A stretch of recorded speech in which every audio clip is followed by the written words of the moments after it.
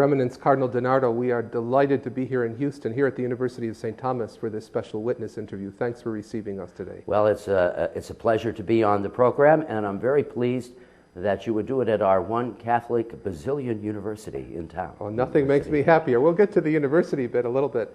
But so many of us in Canada have heard about you, the coverage surrounding your naming to the College of Cardinals, the ceremonies, and your great activity, not only here in Texas, but across the United States, has really given us a wonderful impression. Tell us a little bit about the man, Daniel DiNardo. I think I could begin by saying I'm from Pittsburgh, Pennsylvania. Steel boy. I'm a Steeler fan from the get-go, okay. And raised there, was a priest there, though I did study and work in Rome during part of my time in formation and as a young priest.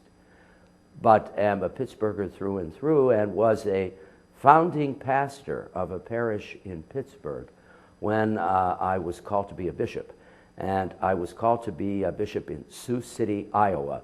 So I'm going from the steel mills to the cornfields. I used to say I was pastor of 15,000 square miles of cornfields in Sioux City, Iowa. Wonderful diocese, beautiful rural people, very strong in their Catholic faith, lots of Catholics of German, Irish, Luxembourger.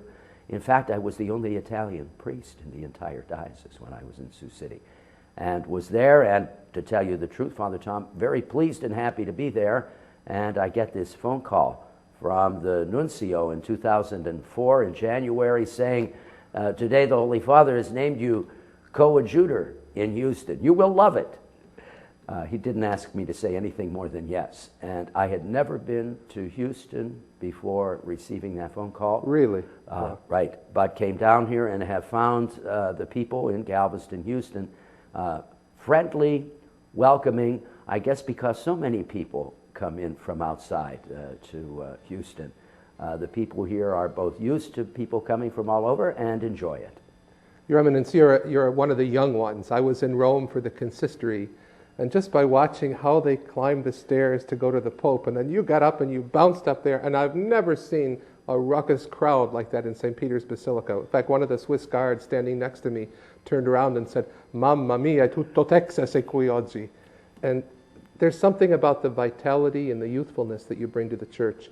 But let's go back and look at those years of priestly formation. You were ordained in 1977, right. The year I graduated from high school. We're not too now far you're apart. making me feel old. No, we're 10 years apart.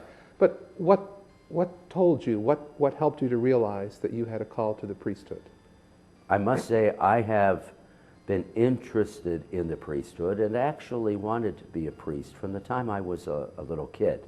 So I suspect that may be something that happens to some of us, that maybe the call, at least its seed, is planted early. I was in a parish in Pittsburgh that was very large. We had 1,600 students in our grammar school. Wow. When I was growing up in a suburb south of Pittsburgh. And we had 32 sisters in the convent. We had 3 to 4 priests in the rectory.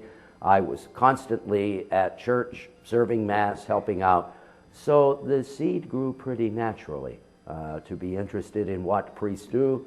And I particularly was interested in diocesan priesthood. When I went to the Jesuit high school in Pittsburgh, I think I became a little more seasoned about also the life of the mind. But even though there was some thought, maybe I should work towards, if I wanted to be a priest in university, my heart was always to be a parish priest. So I entered the diocesan seminary. You had a couple priests, I've read in some of the literature, a couple priests who were very important in your life. What was it about their qualities, your pastors, your priest friends, your mentors? What did you see in their lives that attracted you? The first thing I saw is that they were good, solid human beings, frequently very witty, funny. But what motivated me for priesthood was that each of them, in their distinctive way, were so highly dedicated to what they did, to their priestly life. So to my mind, it was their zeal, and I don't mean this in some overly pious way. It was just good, solid priestly ministry, and that attracted me. not the least of which one of my friends was very involved in the liturgy. I've always loved the liturgy since I was, in 7th and 8th grade. So that also was an attraction, as well as being with people as an everyday shepherd. As I tried to tell people, I've been in a variety of jobs, but the one I like most is when I was a parish priest, and hope that some aspects of being a parish priest can still be evident when you're a bishop, an archbishop, and cardinal.